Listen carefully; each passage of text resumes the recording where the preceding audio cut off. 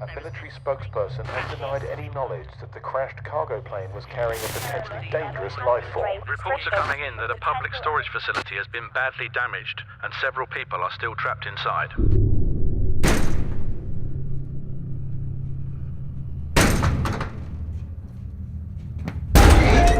The original idea came from just a couple of things. Firstly, I went to a few storage facilities with my wife. You know, she's well chuffed that she gets credit for this one, by the way. And she had to go there for work and stuff. So we would go there and I would drive her there on a Sunday morning, miss the football, which I wasn't happy about. But so I'd just be walking around this place and it would always the same colour doors, the long corridors. And I just thought, this is quite freaky.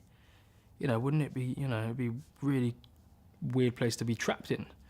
And then I heard about, I think I saw a news article about, a man who was living in a storage facility. So I thought, oh, imagine he was a serial killer and these people got stuck in. So original idea was these 5 people stuck in there with a serial killer, blah, blah, blah. And that's where I was going for a while. Then it kind of went to a place where people might have found mystical weapons. I didn't like that.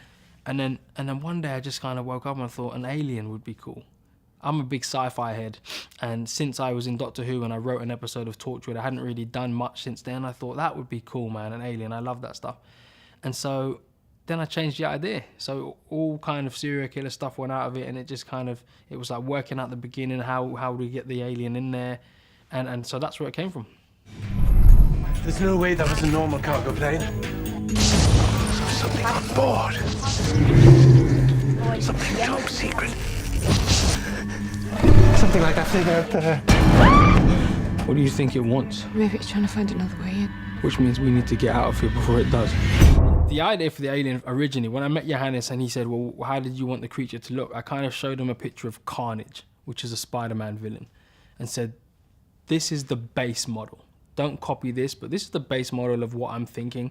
Go off on your own way. So then he took it his own way and he went off and made something which is really cool, you know. So he really designed it, and they would send me pictures. I'd be like, yep, no, and it went back and forth until he got what he wanted, but it was something I was happy with at the same time.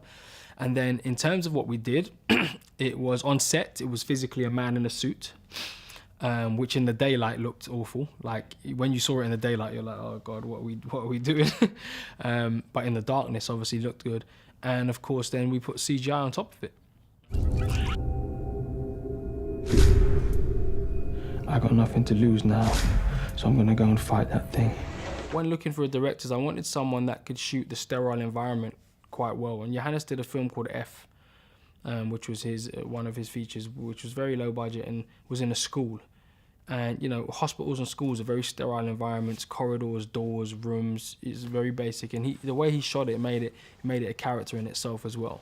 You know, the nooks and the crannies that you get in a school that you never always think of, but in this film you did. And I thought, you know, when I saw that, I thought he could be great to shoot the sterile corridors of a storage facility. You know, so I hired him in. He was very happy to do it, and then we worked together very well. You know, I sort of stepped back and said, you know, do a director's pass, have your vision on the script.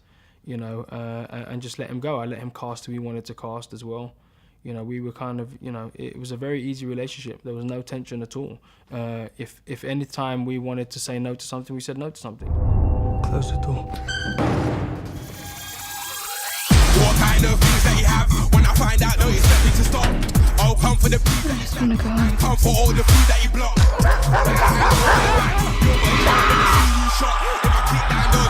And I love this stuff. This is the stuff that is probably, you know, the stuff I would watch the most. This and like real sort of indie films and European cinemas are stuff I probably watch the most, you know, as opposed to the stuff that I've made before. And, you know, I'm not saying that I won't to make stuff like that again, but I want to be able to diversify and do different things, you know.